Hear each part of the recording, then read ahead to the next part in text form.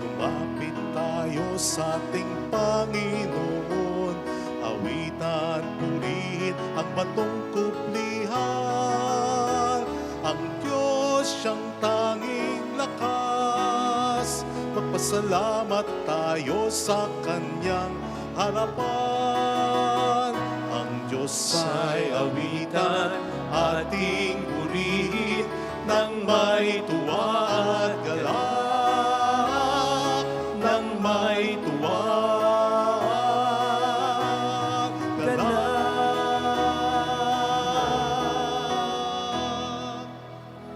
Sa ngalan ng Ama at ng Anak ng Espiritu Santo, Amen. sumainyo ang Panginoon. At sumaiyo rin. Minamahal na mga kapatid, sa ating pakikiisa kay Jesus, sa kanyang pag-aalay ng sarili sa Ama, ating ipinanalangin ngayon ang ating mga kapatid na Kristiyanong pinag-uusig, ang kanilang mga taga-usig at ang mga nagpapalaganap ng pag-uusig at ang mga nananahimik at ipinagwawalang bahala ito. Hilingin natin ang kapatawarang nagpapabago at nagliligtas sa atin at ipaubaya natin sa Panginoon ang ating buhay.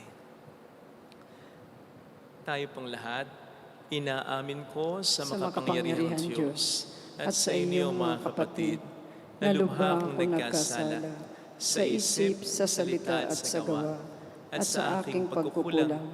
Kaya sinasamo ko sa mahal na Birheng Maria, sa lahat ng mga anghel at mga banal, at sa inyo mga kapatid na ako'y panalangin sa Panginoong ating Diyos.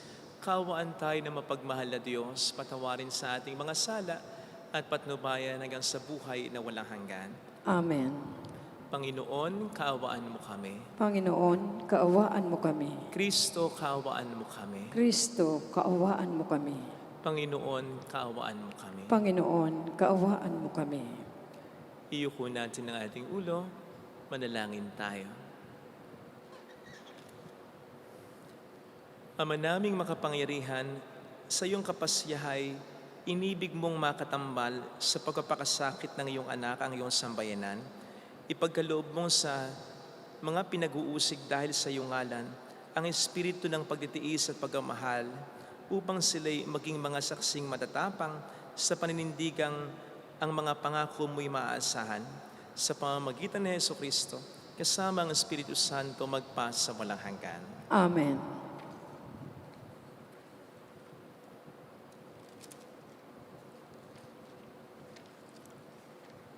Ang salita ng Diyos mula sa aklat ng pahayag.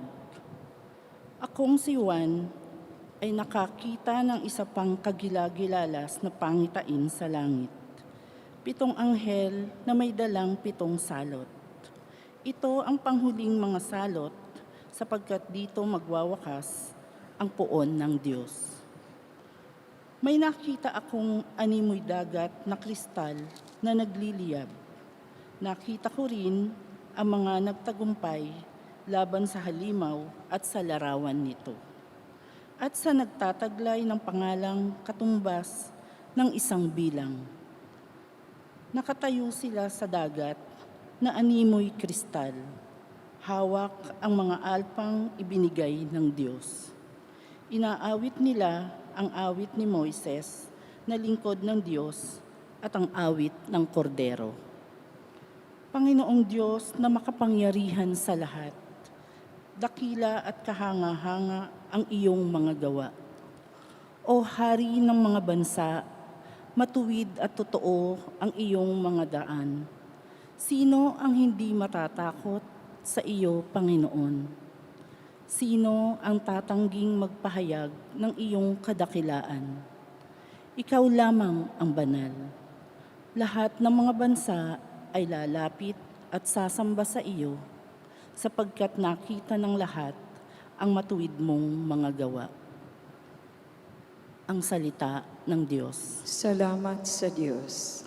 Poong Diyos na dakila, gawa mo'y kahanga-hanga. Poong Diyos na dakila, gawa mo'y kahanga-hanga. Umawit ng bagong awit at sa puon ay ialay, pagkat yaong ginawa niya ay kahanga-hangang tunay. Sa sariling lakas niya at taglay na kabanalan, walang hirap na natamo, yaong hangad na tagumpay. Poong Diyos na dakila, gawa mo'y kahanga-hanga. Ang tagumpay niyang ito'y siya na rin ang naghayag. Sa harap ng mga bansay na hayag ang pagliligtas. Ang pangako sa Israel, lubos niyang tinutupad. Poong Diyos na dakila, gawa mo'y kahanga-hanga. Umingay ka, karagatan, at lahat ng lumalangoy. Umawit ang daigdigan at lahat ng naroroon. Umugong sa palakpakan pati yaong kalaliman. Umawit ding nagagalak ang lahat ng kabundukan. Poong Diyos na dakila, gawa mo'y kahanga-hanga. Pagkat siya'y dumarating, maghahari sa daigdig. Taglay niya'y katarungan at paghatol na matuwid. Poong Diyos na dakila, gawa mo'y kahanga-hanga.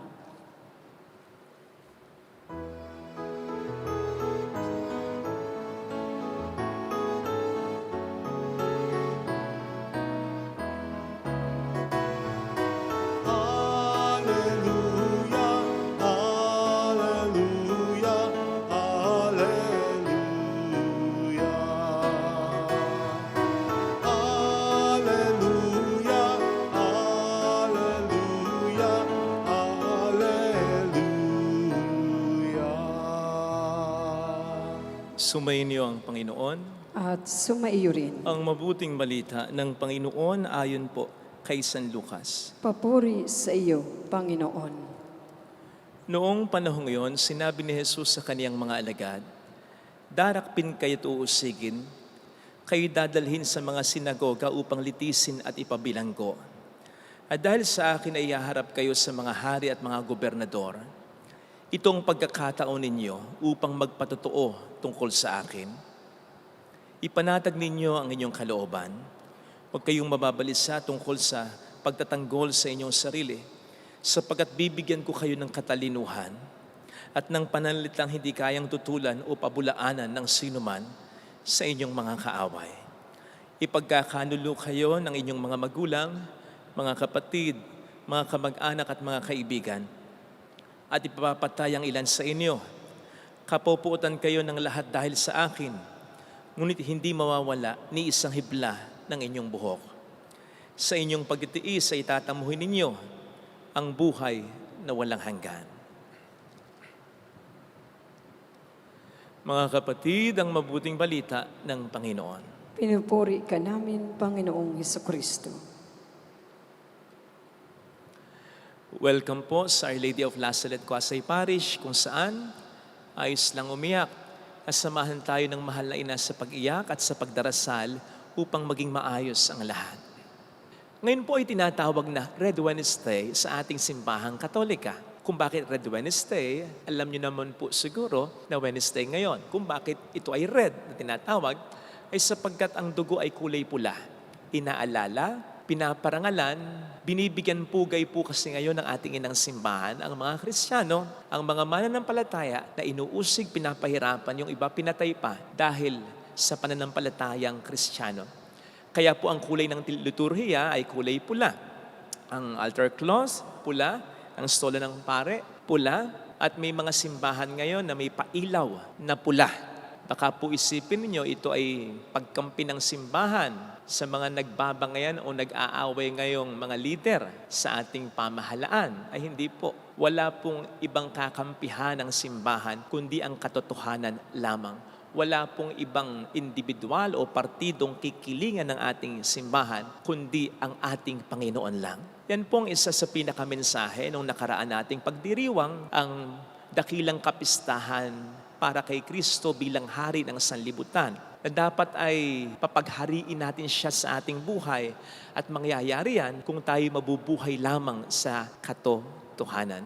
At yung mga tinagurian ng mga Kristiyano dyan, pero sa bangayan ngayon ng presidente at vice-presidente ay todo kampe sa alinman sa kanila. Kilabutan po kayo sapagkat wala kayong ibang dapat kampihan kundi ang katotohanan, ang ating Panginoong Jesucristo.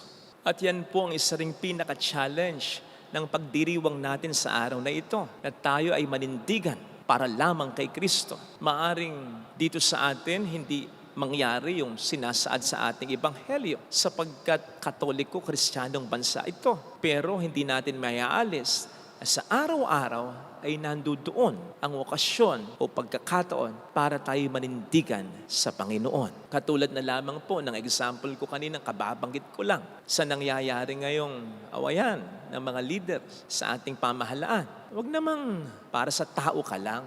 Huwag namang para sa partido ka lang. Pwede ka namang mag-research Pwede ka namang maging maalam sa mga tunay na ginagawa ng mga yan. Regardless kung sino pa iniidolo mo, kung kaninong partido ka pa adik na bumoto, dapat kay Kristo lang. Dapat sa totoo lang. Dapat parusahan ang nasa kasinungalingan at dapat lumutang ang katotohanan.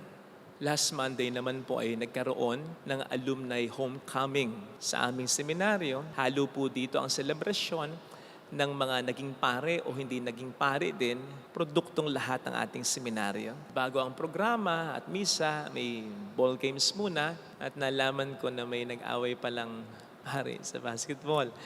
Huwag niyo po sanang masyadong masamain sapagkat ang pare ay tao rin naman, may emosyon kami, nagkakalit din kami. Ang mahalaga, katapos na nagkakaayos din, ang mahalaga pagkatapos, magalit ay nagsisisi rin. So, nakausap ko yung isang paring involved dun sa naging pag-aaway. Aminado naman siya, sabi niya, maling-mali din ako. Maling-mali ako. Meron pa namang ibang mga tao. May mga hindi paring nanonood. Nagsisisi nga daw siya sa ginawa niya. In other words, nanghihinayang siya sa pagkakataon kasi pwede siyang naging mas mabuti nung pagkakataong yon at hindi sumablay sa pagkakataong manindigan para sa Panginoon. At lahat po tayo naharap lagi sa ganitong uri ng sitwasyon. Yun lang paggising mo na makita mo ang gulo ng paay ninyo, pwede na mag-init ang ulo mo at magsalita ng kung ano-ano. Nandiyan pag nagko-commute ka o kaya pag nagdadrive ka, mabuwisit ka na agad sa trapiko o sa mga driver na kamote kung magmaneho. Nandiyan pagpasok mo nga sa school o sa trabaho, ay makasalubong mo agad. Yung tao pa na, kinaiinisan mo. Idagdag mo pa dyan ang problema sa pera, sa negosyo, sa kalusugan, sa love life, sa pamilya.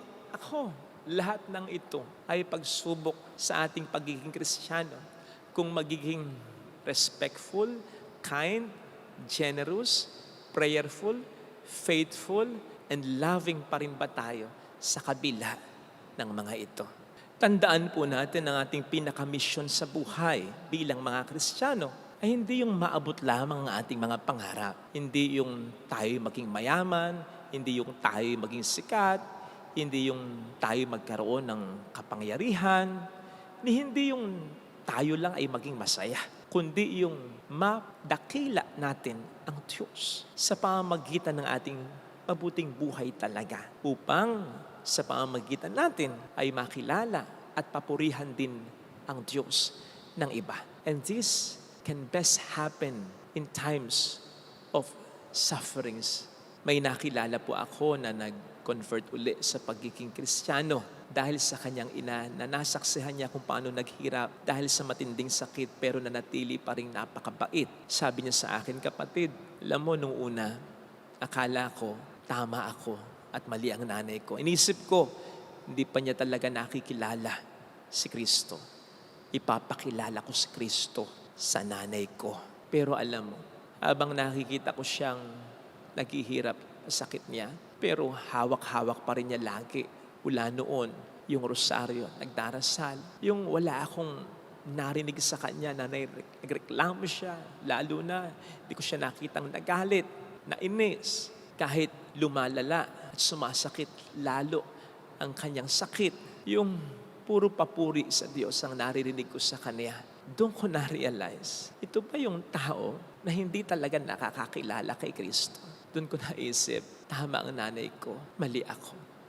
Kaya nagbalik uli ako sa pagiging Kristiyano. Dagdag pa niya, Father, narinig ko minsan yung mga sermon mo kapag dinadalaw ko si nanay kasi nakikinig siya sa iyo, nagsisimba siya sa iyo online. Pero tahasan kong sasabihin sa iyo, kapatid, hindi ako nabago ng mga sinabi mo.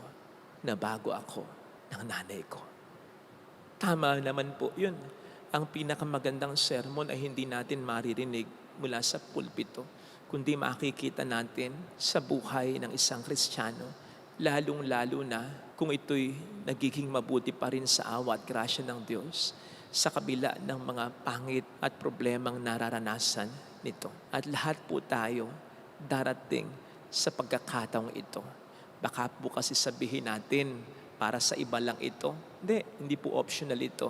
Sa lahat naman tayo, magkakaproblema at magkakaproblema. Kahit yung mga pinakamayamang tao sa buong mundo. Lahat tayo mawawalan at mawawalan ng mga bagay na sa atin ay mahalaga.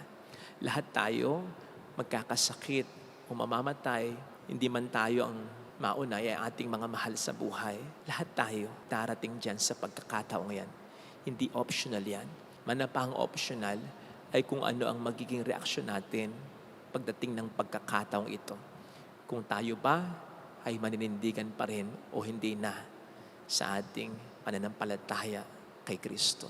Maliwanag po ang sabi ng Panginoon sa Ebanghelyo, pag dumating na ang pagkakataong ito, ito na yung pagkakataon natin para makapagpatotoo sa ating pananampalataya. Meaning, wag po nating sasayangin ang pagkakataong ito. Sabi naman nga po natin nung nakaraang linggo, hindi naman ito iaalaw ng Diyos na maranasan natin kung hindi natin kakayanin at kung wala itong magiging magandang epekto sa atin, lalong-lalo na sa pananampalataya natin. Besides, hindi naman tayo iiwanan ng Panginoong nag-iisa. Ang sabi niya dito, pagdating ng pagkakataong iyon, tayong mag-alala dahil darating din ang grasya niya. Huwag lang nating hayaang pagharian tayo ng lungkot, takot at pag-aalala. Ang papaghariin natin ay yung pangako ng Panginoon sa atin na hindi niya tayo babayaan. Ito sana ang hiling nating biyaya sa ating banal na pagdiriwang. Lagay natin ang ating kanang kamay sa tapat ng ating puso.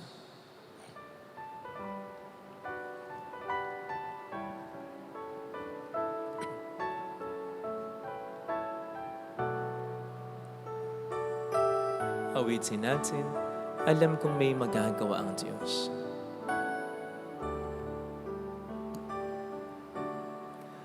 Alam kong may magagawa ang Diyos. Alam kong may magagawa ang Diyos. Alam kong may magagawa ang Diyos. Kung ako'y magtatapat, Kung ako'y sa Kaniya'y maglilingkod, sa Kanya'y maglilingkod, alam kong may magagawa ang Diyos. Walang imposible sa Kanya. Ako'y matutulungan niya. Alam kong diringgin ng Diyos ang samo ko sapagkat mahal niya ako. ng Diyos, Tagasunod niya ako. Anak niya ako.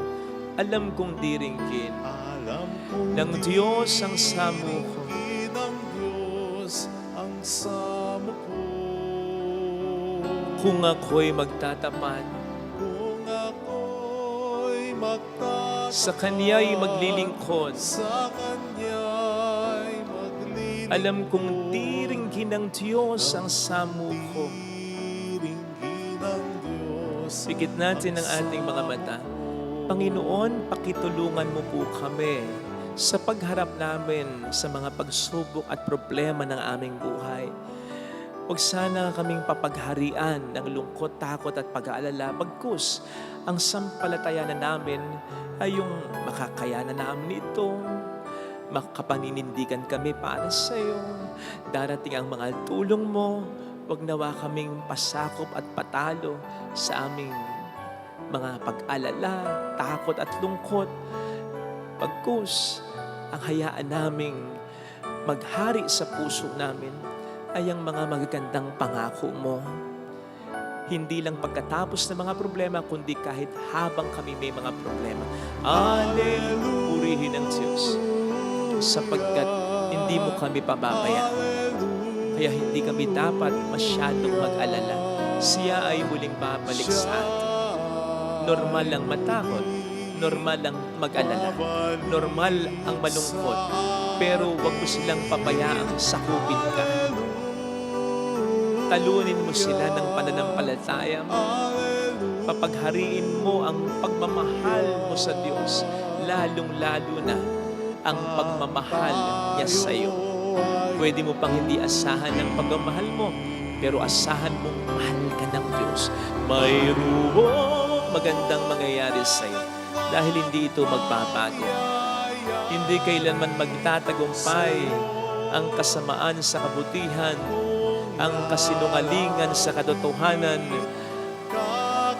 Ang Diablo hindi magtatagumpay sapagkat mahal ka ng Diyos. Yan ang pakatandaan mo. Walang makapagpapabagsak sa iyo malibang gustuhin. Huwag kang patatalo. Malakas ang bakit. Hindi pa natatalo si Kristo. Nasa trono si Kristo. Mananatiling hari si Kristo. Paghariin mo siya sa buhay mo. Papuri sa Ama at sa Anak sa Espiritu Santo. Kapara nung unang-una, ngayon at magpakailanman, magpa sa walang hanggan. Amen. Magsitayo tayo.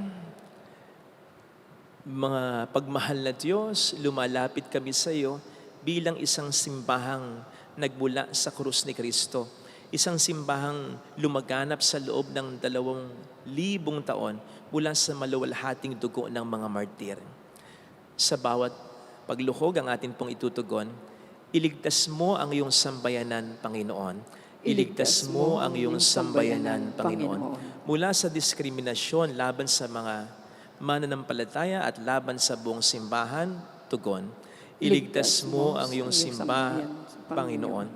Mula sa kadiliman ng mga bilangguan at sa kalungkutan ng pagkakatapon dahil sa aming pananampalataya kay Kristo, tugon.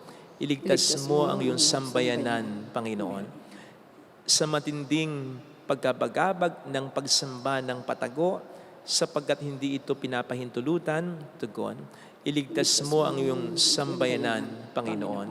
Mula sa kawalang katarungan, digmaan, terorismo, pagpapahirap, pagpatay at lahat ng uri ng pasakit dahil sa aming pananampalatayang Kristiyano, tugon.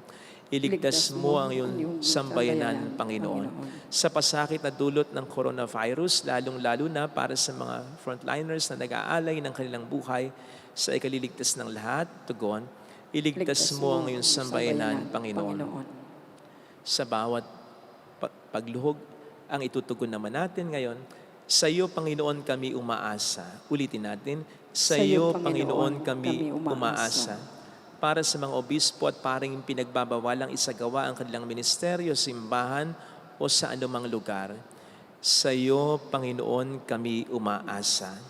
Para sa mga reliyoso at mga misyonerong inihayo, subalit hindi maisagawa ang kanilang misyon, sa iyo, Panginoon, kami umaasa. Para sa mga bukas palad na lalaki at babaeng pinipigilang maisakatuparan ang kanilang paghuhubog sa buhay relihiyoso, sa iyo, Panginoon, kami umaasa. Para sa mga magulang na nawawalan ng pagkakataong makapagbigay ng tamang aral sa pananampalataya sa kanilang mga anak, Sa iyo, Panginoon, kami umaasa. Sa mga profesional at mga ordinaryong manggagawang hindi mabigyan ng pantay na karapatan o oportunidad dahil sa kanilang pananampalataya, sa iyo, Panginoon, kami umaasa. Amang mapagmahal, batid namin ang pagtutunggalian ng buhay at kamatayan dahil sa aming pakikiisa sa iyong anak at sa aming pagsambit ng pananampalataya sa Kanya. Pagaanin mo ang sakit na aming nadarama. Nawa ang mga paghihirap na naranasan ng iyong simbahan ay maging daan para sa buhay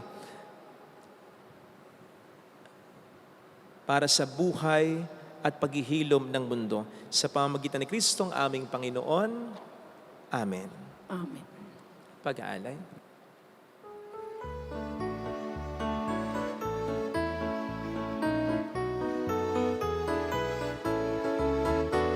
Pantay namin ngayon sa aming mga palad, sa kabutihan mo ay aming tinanggap. Kasyang tanggapin ang siya naming hangad, tinapay na bunga ng pagod at hirap, sama-samang mag-alay ng buong pagmamahal. Sama-samang mag-alay ng buong pagmamahal. Alay pa rin namin sa iyo ang magliyag, ang alak na mula sa katas ng ubas, na sa kalinga mo'y amin ding tinanggap. Kaya ngayon'y muling handog sa iyong hapak, sama-samang mag-alay ng buong pagmamahal. Sama-samang mag-alay ng buong pagmamahal. Sama-samang mag-alay ng buong pagmamahal. Manalangin tayo, pang ating handog ay maging kalugod-lugod sa Diyos amang makapangyarihan. Tanggapin nawa ng Panginoon itong paghahain sa iyong mga kamay, sa kapurihan niya at karangalan, sa ating kapakinabangan at sa buong sambayanan niyang banal. Ama naming lumikha, tanggapin mo ang aming alay at patpithaya sa ikapananatiling matatag ng mga nagdaralita dahil sa pag-uusig ng mga ayaw maniwala. Ang pakikiisa sa paghahain ni Kristo naway ikatuwa ng mga matiising ang mga ngalay sa langit na katala sa pamamagitan niya, kasama ng Espiritu Santo magpasa walang hanggan. Amen. Sumainyo ang Panginoon. At sumaiyo rin, Itaas sa Diyos ang inyong puso at diwa. itinaas na namin sa Panginoon. Pasalamatan ng ating Panginoong Diyos. Marapat na siya ay pasalamatan. Ama naming makapangyarihan, tunay ngang marapat na ikaw ay aming pasalamatan sa pamamagitan ni Hesukristo na aming Panginoon. Ikinalugod mong sa Kanya'y baguhing mabuti ang lahat at sa pamamagitan niya'y aming tinanggap ang iyong abot-abot na kaloob at paglingap. Kahit na siya'y hindi naibas sa iyo, minabuti niyang maging di rin naibas sa mga tao. Hamak siyang tulad namin sa kamatayang totoo nung inihain niya ang sarili ng kami makasundo mo. Kaya naman iyong idinangal siya at iyong itinampok upang sa lahat siya'y manguna. Ngayon nga'y lahat ng sa Kanya'y nakikiisa ay talagang magkakamit ng iyong buhay at ligaya. Kaya kaisa ng mga anghel na nagsisiawit ng papuri sa iyo ng walang humpay sa kalangitan, kami nagbubunyi sa iyong kadakilaan. Santo, Santo, Santo, Panginoong Diyos ng mga hukbo, napupuno ang langit at lupa ng kadakilaan mo. Usana sa kaitaasan. Pinagpala Pinagpala ang naparito sa ngalan ng Panginoon. Usana sa kaitaasan. Magsiluhod tayo. Ama naming banal, ikaw po ang bukal ng tanang kabanalan, kaya't sa pamamagitan ng iyong Espiritu, gawin mo pong banal ang mga kaloob na ito upang para sa amin ay maging katawan at dugo ng iyong anak na aming Panginoong Hesukristo. Bago niya pinagtiis ang kusang loob na maging handog, hinawakan niya ang tinapay, pinasalamatan kaniya, pinaghati-hati niya iyon. Iniabot sa kaniyang mga alagad at sinabi, tanggapin ninyong lahat ito at kanin. Ito ang aking katawan na ihahandog para sa inyo.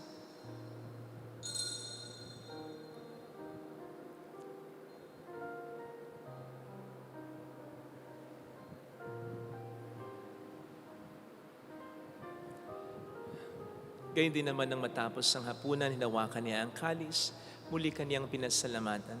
Iniabot niya ang kalis sa kaniyang mga alagad at sinabi, "Tanggapin ninyong lahat ito at inumin. Ito ang kalis ng aking dugo ng bago't walang hanggang tipan. Ang aking dugo na ibubuhos para sa inyo at para sa lahat. Sa ikapagpapatawad ng mga kasalanan, gawin niyo ito sa pag-alala sa akin."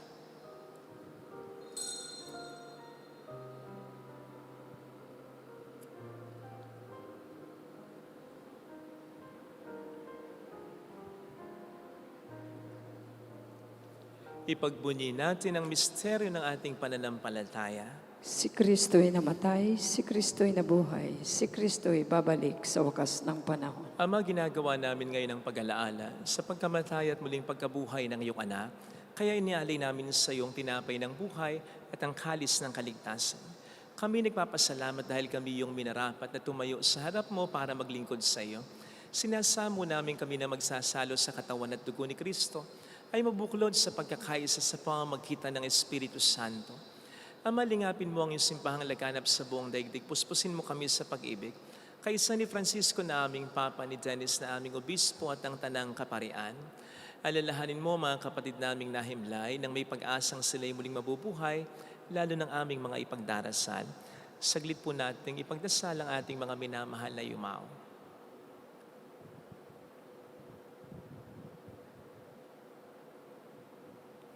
Kaawaan mo sila at patuloyin sa iyong kaliwanagan. Kaawaan mo at pagingtapatin kaming lahat na makasalo sa iyong buhay na walang wakas. Kaisa ang mahal na Birhen ng Lasalet, ang ina ng Diyos. Isanuse ang kabiyak ng kanyang puso, lahat ng mga banal na namuhay dito sa daigdig ng kalugod-lugod sa iyo.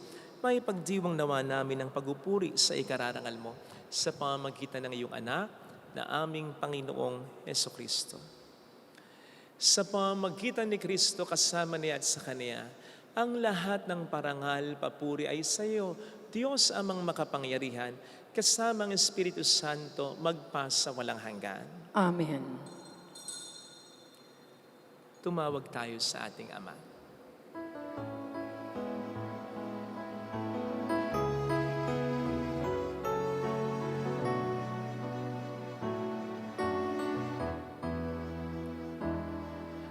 Ama namin, sumasalangit ka, sambahin ang ngalan mo, mapasamin ang kaharian mo, sundin ang loob mo dito sa lupa para nang sa langit.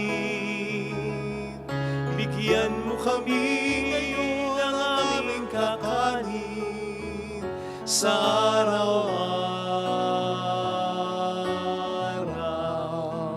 at patawarin mo kami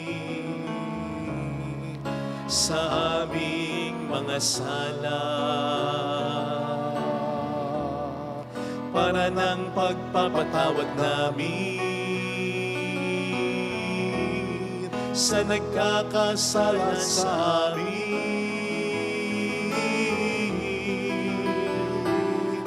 At huwag mo kami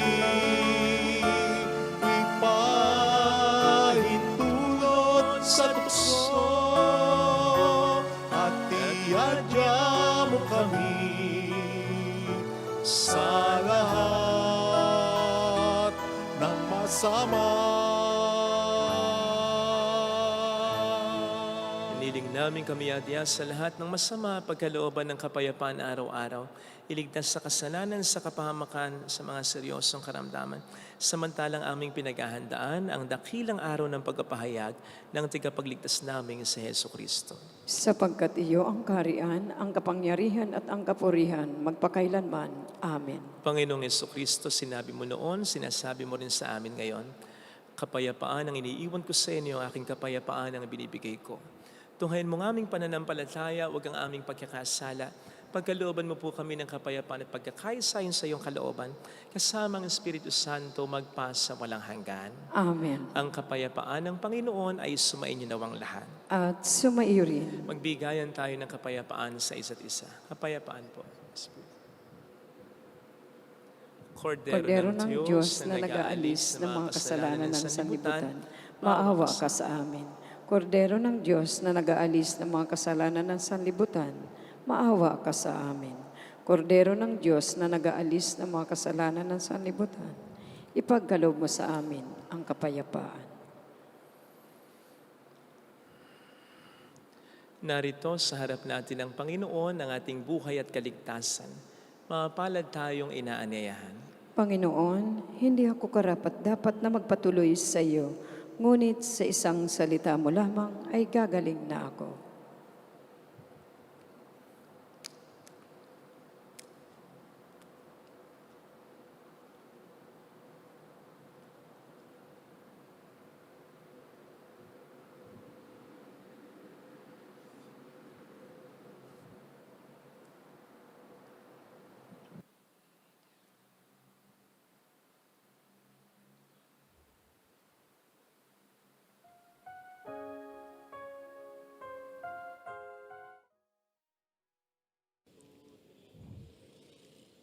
Panalangin para sa espiritual na pakikinabang. Panginoong Hesus, ako ay naniniwala na ikaw ay nasa kabanal-banalang sakramento.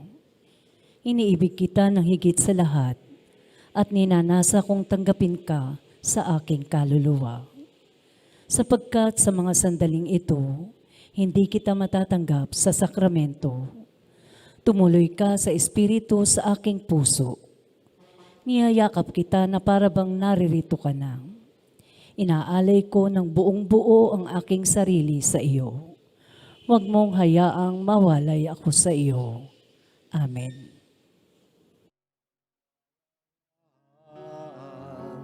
Tanging kay Jesus mayroong tagumpay.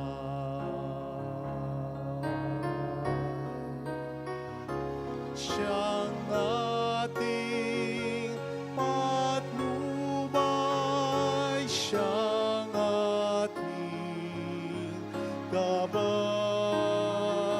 siya sa ating nagbigay buhay.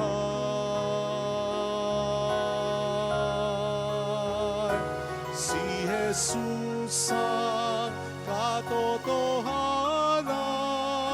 si Jesus ang daan, siyang ating Panginoon, magpakailanman.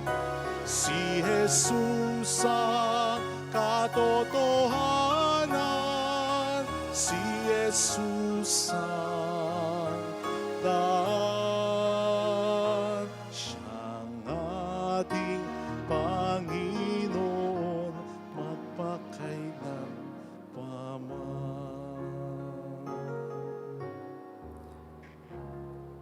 Manalangin tayo. Ama naming mapagmahal, pakundangan sa tinanggap na banal na pakikinabang ang mga lingkod mo ay iyong dulutan ng lakas na mapanghahawakan ang katotohanan at ipagkaloob mo ang mga nagtitiis ng pag-uusig at kahirapan ay makapanindigan sa ugaling Kristiyanong taglay sa gitna ng dusa at pagkapasa ng krus ni Kristong kanilang sinundan bilang tagapamagitan kasama ng Espiritu Santo magpasa walang hanggan. Amen. Holy God, Holy Mighty One, Holy Immortal One. Have mercy on us and on the whole world. Holy God, Holy Mighty One, Holy Immortal One. Have mercy on us and on the whole world. Holy God, Holy Mighty One, Holy Immortal One.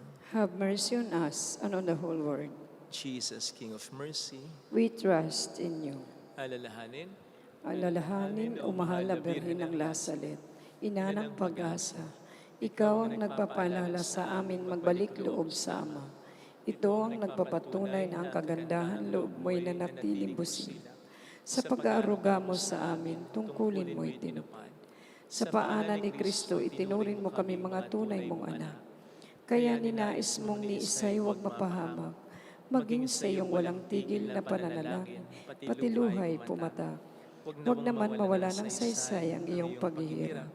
Hiling nawa namin sa iyo, o aming inang liyag, na matapos ang pagkikibaka namin sa mundong ito, at sa pananatili namin tapat kay Kristo, sa kapurihan mo'y makibahagi kaming ganap, upang kung nasaan ka ngayon ay maparoon din kaming lahat, at ang kaganapan ng kalwalhatian ng Diyos Amay tuluyang matupad, siya ay nawa. Maalabiran ng lasal at tagapagkasundo ng mga makasalanan. Ipanalangin mo kami, walang patid, kami mga dumudulog sa iyo. Maraming salamat po sa inyong pakikiisa at sa inyong pagtulong. Maraming salamat. Sumainyo ang Panginoon. At sumaiyo rin. Palain kayo kasama ang ating pamilya na mapagmahal na Diyos, ng Ama at ng Anak, ng Espiritu Santo. Amen. Umayo tayo sa kapayapaan ni Kristo. Salamat sa Diyos. Salamat din po.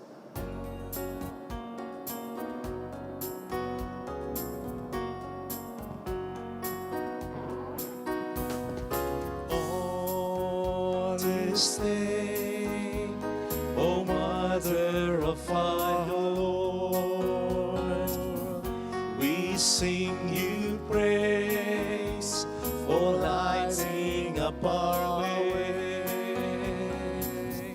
Your tears did soften up the hearts of men, and they still do today.